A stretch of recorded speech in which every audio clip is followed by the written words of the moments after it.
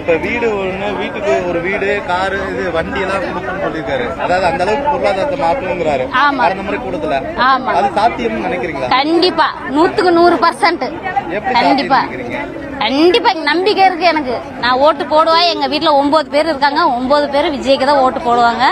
இல்லன்னா அவங்களுக்கு சோர்ல விஷம்தான். விஜய்க்கு தான், விஜய் அண்ணன் தான் போடணும், விஜய் அண்ணன் தான் வரணும். ஓட்டு போடாட்டி விஷம் வச்சு கொண்டுடுவீங்களா?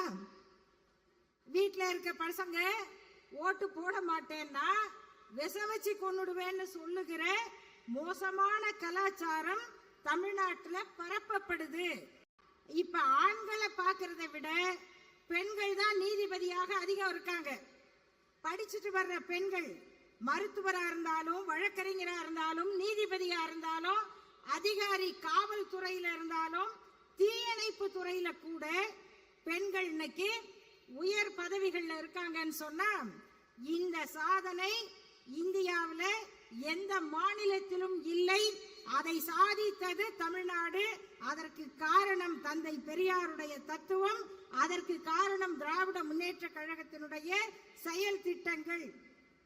அதனால இன்னைக்கு வந்திருக்கிற எல்லாருக்கும் ரொம்ப முக்கியமான ஒரு வேலை இருக்கு. மார்ச் மாதம்ங்கிறது ரொம்ப தூரம் கிடையாது. 3 மாசம் தான் இருக்கு தேர்தலுக்கு. இந்த நேரத்துல தமிழ்நாட்டை குறி வச்சு கலவர சக்திகள் அத்தனை பேரும் இறங்கி இருக்காங்க. நீங்க சினிமாவில் பாப்பீங்க, ஒரு ஊரை கொள்ளையடிக்கிறதுக்கு பல ஊர்ல இருந்து கொள்ளைக்காரங்க வருவாங்க.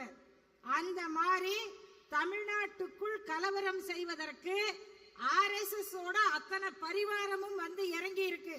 நாம இவ்வளவு போராடி உருவாக்கி இருக்கிற அமைதி, நல்லிணக்கம், பெண்களோட முன்னேற்றம்ங்கிறது இனிமேல் கலவரக்காடாக மாற வேண்டும் என்கிற நோக்கம் கொண்டவர்கள் தமிழ்நாட்டை குறிவைக்கிறாங்க.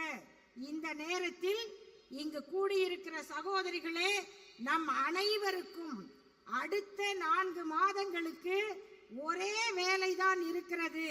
அந்த வேலை திராவிட முன்னேற்ற கழகம் வெற்றி பெற வேண்டும் என்பதை நோக்கிய ஒரே வேலைதான்.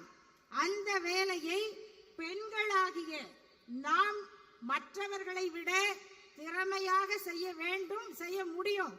ஏன்னா நம்ம எப்படிப்பட்ட பெண்கள்? இயக்கத்துக்காக, கொள்கைக்காக தியாகம் செய்கிற பெண்கள். ஓட்டு போடலன்னா வீட்டில் இருக்கிற தம்பி ஓட்டு போட மாட்டேன்னு சொன்னா நம்ம என்ன செய்வோம்? டே தம்பி, நம்ம வரலாறு இப்படி, தயவு செய்து யோசிச்சு ஓட்டு போடு அப்படின்னு சொல்லுவோமே தவிர, ஓட்டு போடாட்டி விஷம் வச்சு கொண்டுடுவீங்களா? வீட்டில் இருக்க பசங்க ஓட்டு போட மாட்டேன்னா விஷம் வச்சு கொண்டுடுவேன்னு சொல்லுகிற மோசமான கலாச்சாரம் தமிழ்நாட்டில் பரப்பப்படுது. இப்படிப்பட்ட சூழலில் இங்கு வந்திருக்கக்கூடிய சகோதரிகள், நம்முடைய பொறுப்பு மீண்டும் திராவிட முன்னேற்ற கழகம் தமிழ்நாட்டில் ஆட்சி அமைக்க வேண்டும் என்பதை நோக்கி நம்முடைய பணிகளை செய்வோம். பெண்கள் பொது வாழ்க்கைக்கு வர்றதுங்கிறது பெரிய போராட்டம் தான், பெரிய போராட்டம். இங்க வந்து முன் வரிசையில உட்கார்ந்து இருக்கிறவங்க, மேடையில இருக்கவங்க யாரும் சீக்கிரமாக வந்துடல. இன்னும் நாம இங்க கிளம்பும் போது நிறைய இங்க வந்திருக்கவங்களுக்கு தெரியும், சின்ன வயசு குழந்தைங்க இருந்தா நம்ம கூட்டத்துக்கு வரோம், கட்சிக்கு வரோம்னு சொன்னா குழந்தைக்கு உடம்பு சரியில்லை, கவலையா இருக்கும், விட்டுட்டு வரோம். ஒரு வயசுக்கு பிறகு இங்க நம்முடைய இந்த நிகழ்ச்சியினுடைய தலைவர் பாராளுமன்ற உறுப்பினர் கனிமொழி அவர்கள் இன்னைக்கு நேற்றே வந்திருப்பார். அவங்க இன்னைக்கு தான் வந்தாங்க. ஏன் வந்தாங்க அப்படின்னா, அவருடைய தாயார் உடம்பு சரியில்லை, அவங்க மருத்துவமனையில இருக்காங்க. இந்த இயக்கத்தில் இருக்கிற ஒவ்வொரு பெண்ணுக்கும் அவங்க குழந்தைய பார்க்கணும், அவங்க பெற்றோரை பார்க்கணும், குடும்பத்தை பார்க்கணுங்கிற பொறுப்பு எல்லாருக்கும் எப்படி இருக்கோ அப்படிதான் அவங்களுக்கும் உண்டு. ஆனாலும் நம்முடைய கடமை என்பது வெறும் ஒரு குடும்பத்தோடு அல்ல, இந்த தலைமுறையை, இந்த தமிழ்நாட்டை பற்றியது அப்படிங்கிற கவலையோட தான் நாம இங்க கூடி இருக்கிறோம். ஆகவே சகோதரிகளே, உங்களுடைய கடமையை அடுத்த தேர்தல் முடிகிற வரையிலும் விடாமல் செய்யுங்கள். அதுக்கு அப்புறமும் நமக்கு நிறைய வேலை இருக்கிறது.